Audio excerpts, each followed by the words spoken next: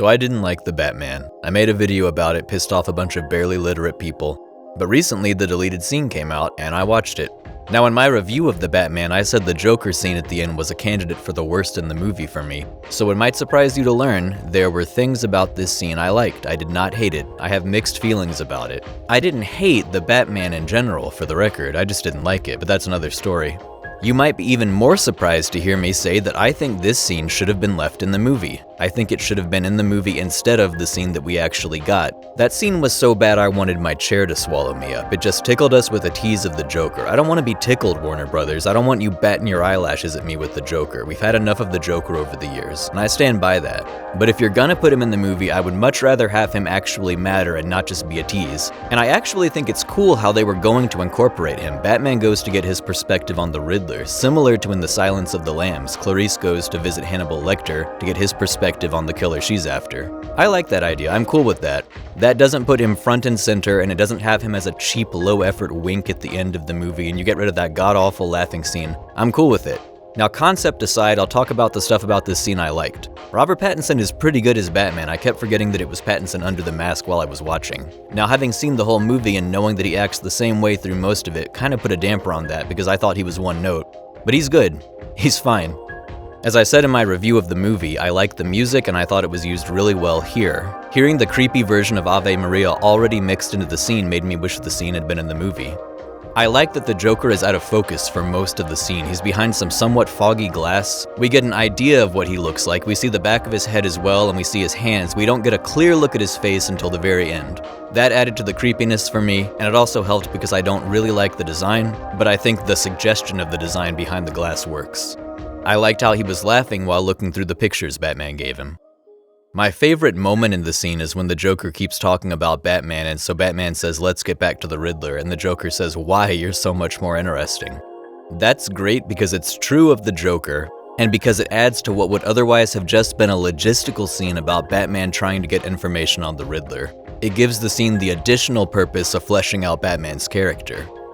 Finally, I liked the concept of Barry Keoghan playing the Joker, and as a side note, you do pronounce Barry's last name with the G sound. He said so himself in an interview, I'll link to it below. Barry is an excellent actor. He was in Dunkirk, he was in The Killing of a Sacred Deer, the guy can act. Now for stuff I wasn't crazy about, I didn't hate the design of the Joker, but it didn't really do it for me. I can appreciate his hands and face being all messed up from chemical burns. I think that actually looked kind of alright. Not a big fan of his teeth. Looked a little bit too much like a monster, looked a little bit too much like a horse. Just like with my last video, I'm not trying to rain on your parade. Totally fine if you liked it. I see the Joker as a little bit less of a monstrous presence and more of a disturbing, calculating, mind game playing guy.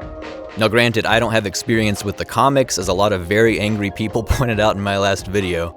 But yeah, I thought his face was a little bit too grotesque. Not a huge deal for this scene. He's been in Arkham for who knows how long, so he's not going to be looking his best. But if he were to come back for a future movie, I would hope they would make him look a little bit more normal, and I think they probably would. I have mixed feelings about Barry's performance and line delivery as the Joker. Barry has a very youthful sounding voice. Doesn't quite fit with how the Joker should sound in my mind, but at the same time, Barry does sound like a crazy clown man. So, I guess it kind of works. It's just a take on the Joker that is a little strange to me.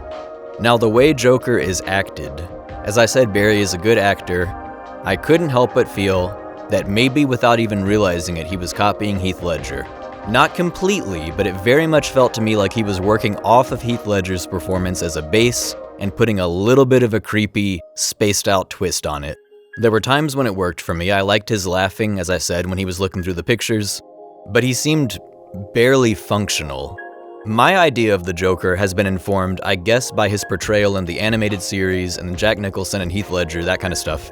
See, I don't see the Joker as so crazy that he can barely keep himself together while sitting down. I see him as someone who is composed for the most part and in control of himself and who uses humor. You know something is missing upstairs for him, but it doesn't bleed out through his every action, his posture, the way he carries himself. I actually find that more intimidating, personally. Barry's take on the Joker, like with so much else in this movie, just felt like too much to me. It felt on the nose. Not awful, but just too much. Something about the different components of it, the line delivery, the voice, the design of the character, it just didn't all quite gel for me, but I'm not going to prejudge it based on 5 minutes. If he comes back for a future movie, that would be the performance to analyze. Lastly, the idea of a villain revealing to the hero dark truths about himself he didn't want to think about does fit the Joker. It's what he did in The Dark Knight. Him shouting at Batman, "You think they deserved it, you think they deserved it," as Batman was leaving. Just a little too obvious for me. I hate to sound like a broken record, on the nose. Clearly that's just a thing with me in this movie. Something about the writing or direction or both didn't do it for me. Anyway, those are my thoughts. I stand by everything I said in my previous review, although I do regret that I might have made it seem like I thought the actors did a poor job. My issue with the movie was mostly the writing and direction. If you like the movie, really, sincerely cool, I'm glad you went and had a good time. Why would I not be happy about that? Go enjoy your 3 hours, sincerely. But yeah, that's it for this video. I've actually been working for a few weeks now on a recommendation video of movies for people who liked The Batman. It's 8 movies that I feel have qualities that might appeal to people who liked The Batman based on what I'm hearing people say they liked about The Batman. So if you haven't been completely turned off from me based on what I've said about a movie you liked, hopefully look out for that one in the near future. Until then, have a good one.